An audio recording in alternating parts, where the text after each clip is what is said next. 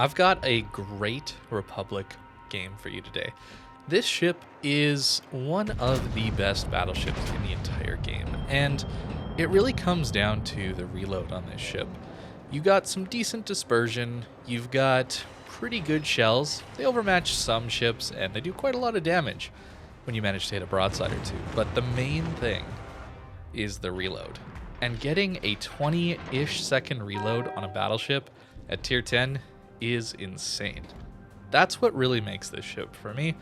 It's really something that comes down to the randomness of battleships. I find them quite frustrating to use some of the time just because you're waiting 30 seconds, sometimes 40 if you're playing a ship like Vermont, and then your salvo just does next to nothing.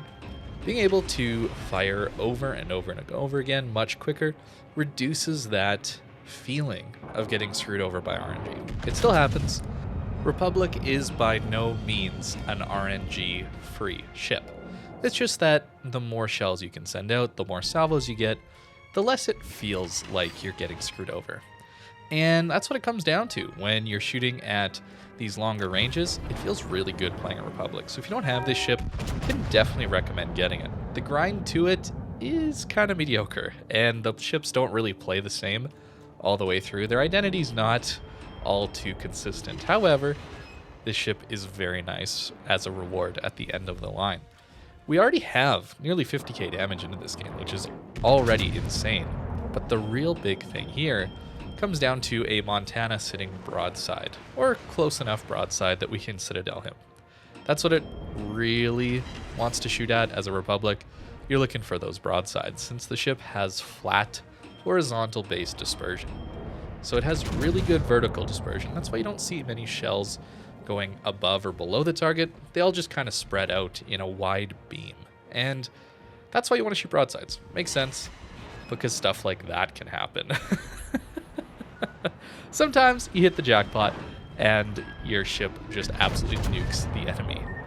Of course, this ship is decent at dealing with destroyers as well because of the reload. Your HE is surprisingly good, and swapping to it quickly by using Expert Loader, or Gun Feeder, I guess it's called now, right, is something you definitely want to do. The build that I'm running, I'll show you at the end. It's not really a great beginner build, or a build I'd recommend most people run on the Republic. It involves Legendary Mod, Furious, trying to get our reload down as quickly as we possibly can, trying for that 15-ish second cruiser reload on guns this big. Of course, we saw torpedoes come through the gap here. That's why we're not really charging down middle. I know that's the the entertaining play for sure, is to charge down middle. And I wanted to, but I didn't know what was through here. And I'm glad I didn't, since charging a Marceau is a really bad idea. That's how you get killed very quickly. The dispersion, however, if we can talk about that again for a second, can be really bad. It can be really, really, really bad. So just know that even at close range, you're not immune to getting trolled every once in a while.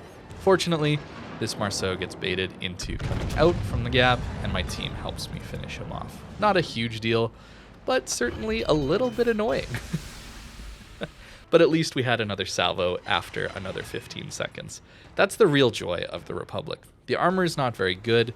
The shells themselves, they don't feel all that impactful all the time. But you'll notice that as you play this ship, you're going to have massive damage number games, assuming you keep shooting. That's really all you have to do in a Republic. Just keep shooting. That is the most basic way to play this ship, and it's probably the best way as well. Constantly be in a position to use your guns, even if it's not against broadsides. Be able to shoot your guns at all. You're going to get massive damage games. That's really the unfortunate side of the Republic, is it's one of my better ships. I just don't have the most fun playing it while I'm in the moment, since I focus in too hard on the poor dispersion salvos that I don't realize that I'm racking up these massive damage games through sheer volume of fire. These shells come out so quickly, and they get you quite a bit of damage. So you could be frustrated that you only hit 2 shells on a broadside Yoshino right after missing a point-blank Marceau. And yet, we're already up to 170k, and we're about 7-8 minutes into this match. So, it's not like the damage output is bad, it's just a little bit frustrating sometimes, the kind of damage that you're going to get. I should talk about the armor too if you're looking at getting this ship. It's really, really bad. You have 32 mil plating everywhere, and that means you're going to take a lot of damage from HE and AP. You see a Yamato on the enemy team, be really careful. That ship really, really hurts when you get hit by a Yamato. The Overmatch is definitely quite painful. Of course, it does have a decently large belt armor that's hidden behind some of that 32 mil plating, so you can shatter some AP that hits your broadside. But overall, Republic is not a tanky battleship. It's not a battleship that you're going to lead a charge with.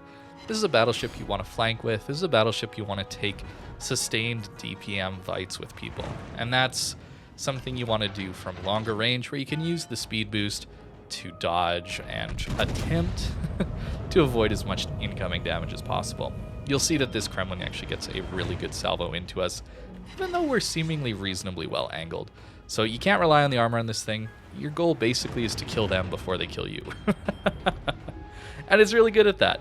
I think the Republic is one of those ships that almost everybody should get. Even though it's a battleship, and battleships really are a specific playstyle for a type of person who enjoys that, I think a lot of cruiser players would really enjoy the Republic. And that really, again, comes down to the reload rate. It's just so quick that you don't really feel like you're playing a battleship. Now, what do we see here? A broadside beached Kremlin at 16 kilometers. A ship that, well, probably should take damage here. You're probably assuming isn't going to take too much damage since it's a Kremlin, right? Well, Republic has some of the highest pen AP in the game. And you can actually Citadel a Republic, or a Kremlin, sorry, with a Republic at these ranges, which is really, really, really quite nice. Of course, the shell velocity does result in some more overpens on cruisers' broadsides, but when you find these battleship broadsides, it's quite a nice ship to have, because that's 2 Citadel salvos in a row. That is really, really nice and consistent for a relatively hard to Citadel ship like Kremlin at 16 kilometers. Republic is that good of a ship. It's just, you gotta be careful not to die too quickly. My build, of course, is even more difficult to play, I'd say, than normal, since I don't have the extra healing, and while running Furious, you almost want to leave fires on your ship to get those faster reloads. I'm, of course, also running some secondary range, trying to get some reload out of having people detected within my secondary range. We didn't use that too much this game, but I have some other videos on my channel about the 15-second reload Republic, and it's a lot of fun. But even if you have the normal build, I would definitely recommend using the standard tank build and then just make use of the 21-second reload that the Republic has base and just constantly be shooting shells. You can see how fast the shell velocity is. The ship is great at range, even if you're someone who doesn't have the best aim. Broadside Montana, 15k. No Citadel, but still 15,000 damage. It's just that nice of a ship to play. And I think everybody should really try and get one at some point. If you're looking for a ship to grind, this would be one to go for. We end up with around 280k damage and a really good result in a pretty quick game. 13 minutes, not even 15-minute match, and we got that much damage. I did say the build would be funny on this one, and it certainly is. It's a build that is completely centered around the reload on the Republic. At its base, we have a 19.7 second reload, and it regularly gets down to the 15-second range, assuming somebody's spotted within your secondary range. That's what we're using these two for, and you have a couple fires burning on you. That certainly helps out. However, that doesn't help you stay alive, and that's one of the Republic's weaknesses. So I would recommend taking Emergency Repair Expert and Fire Prevention instead of these two. And instead of secondary range, you probably want to take basic survivability. I think that would be a pretty solid build. Running Gun Feeder is very nice on this ship because the HE on this ship is surprisingly good. Normally you're going to be running Main Battery Mod 3.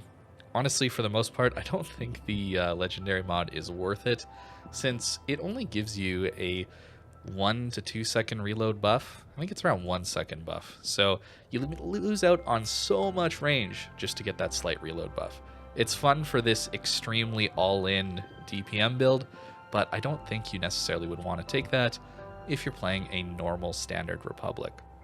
The HE, of course, has really good alpha damage and quite decent fire chance as well.